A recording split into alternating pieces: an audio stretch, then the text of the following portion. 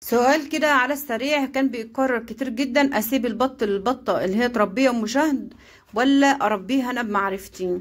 يعني اتعامل معاه زي بط المعامل واحضنه من عمر يوم من غير البطه اللي طلعتهم.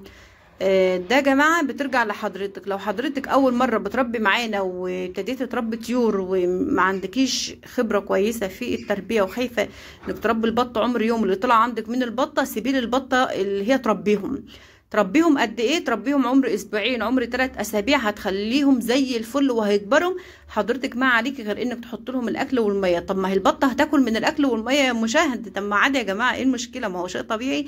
البطه هتاكل من العلف اللي هو الناعم اللي بتحطيه لهم، وهتشرب من الميه. والبطه هنا بتلملم البطه تحت منها كده وبتدفيه وبتحافظ عليه، يعني بتديله الحراره الكافيه اللي البط محتاجها. هو البط كده كده يعني ان كانت البطه معاه او مش معاه هو هيتعلم ياكل، بس وظيفه البطه هنا ان هي بتدفي البط وبتحافظ عليه.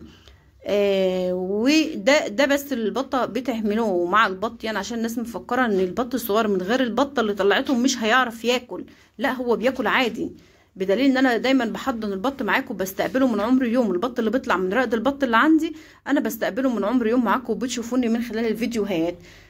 اما حضرتك لو متعوده على التربيه، حضرتك اقطفي البط من عمر يوم وربيه. يا ريت لايكات كتير جدا جدا للفيديو، علشان الفيديو بتاعنا يترفع ويبقى جزاكم الله كل خير. طيب لو عندي بطتين راقدين زي دول، او 4 بطات او 3 بطات، وانا عايزه ان انا اسيب معاهم بطه واحده تربي البط كله واستغنى عن البطتين التانيين اللي طلعوا اول البطه التانيه، عادي ما فيش مشكله، بتسيبيهم وبطه واحده بتربيهم، بس بتشوفوا لهم عشه كده كويسه على قدهم، ما تكونش كبيره قوي، لانهم في الاول ما بيبقوش محتاجين مكان كبير. وبتسيب البطه وهي بتربيهم وبتحافظ عليهم، وبعد اسبوعين يا 3 بيكونوا كبروا وعظمهم كبر والبطه خشنت كده معانا، وخلاص تقدري تستغني عن البطه اللي بتربيهم.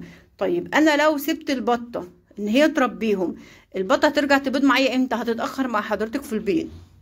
يا ريت لايكات كتير جدا جدا ونشار الفيديو على قد ما نقدر. انا بشكر كل حضراتكم بجد، مش عارفه اشكركم لحد فين. انا لو مهما شكرتكم مش هوفيكم حقكم. ربنا يديمكم نعمه في حياتي يا رب، على وقفتكم معايا وعلى اللايكات وعلى الشير اللي بتعملوه للفيديوهات. ربنا يجازيكم كل خير ويديمكم نعمه في حياتي يا رب.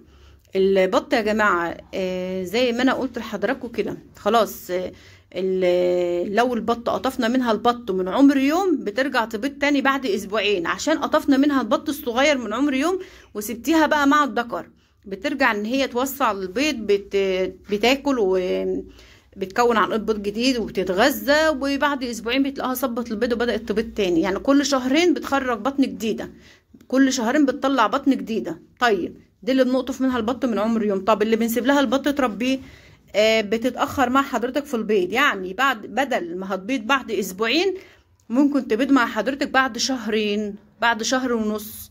ده بيكون المقابل ان البطة بتتأخر في البيض لو سبت لها البط الصغير تربيه.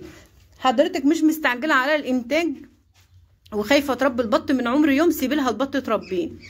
دول اخواتنا اللي هم مثلا عايزين البطه تطلع 3 مرات في السنه، حلو رضا يا مشاهد، واحنا بنربي لبيتنا بس وبيكفينا واللهم لك الحمد، دي كويسه جدا، سيبيها تربي البط مفيش مشكله وهتبقى ريحت دماغك منهم. اما عايزه منها انتاج وانتاج كويس، بتغذيها كويس وبعد اسبوعين بترجع تبيض تاني، وحضرتك اللي بتربي البط من عمر يوم، هو ده المقابل. يا ريت لايكات كتير جدا جدا للفيديو. انا هنا كنت جاي افحص بيض البط ده كده، فقلت ان انا اصور معاكم وافتكرت السؤال ده، لان دايما اسئله حضراتكم بعمل بيها فيديوهات. بتتحصل البيض بعد قد ايه؟ بعد 7 ايام من الركود في الصيف، في الشتاء بعد 9 ايام او 10 ايام. بفحص البيض 4 مرات اثناء الرقد، كل اسبوع بفحص مره، كل اسبوع بفحص مره، مش بفحص اول مره وخلاص، لا، برجع افحص تاني بعد اسبوع، بعدها باسبوع برجع افحص، لان وارد ان بيضه او 2 يبوظوا اثناء الرقد. فلو بيضه باظت او مششت اخاف ان هي تفرقع تبوظ بقيه البيض، تقوم تبوظ لي تضرب لي العش كله، عشان بس نكون عارفين. مش حابه اطول عليكم الفيديو اكتر من كده. يا ريت لو استفدتوا ولو حتى بمعلومه صغيره ما تنسوناش من الشير للفيديو. بشكر كل حضراتكم، بشكر كل اخواتي اللي بيدعوا لي دعوه طيبه، لكم بمثلها ان شاء الله.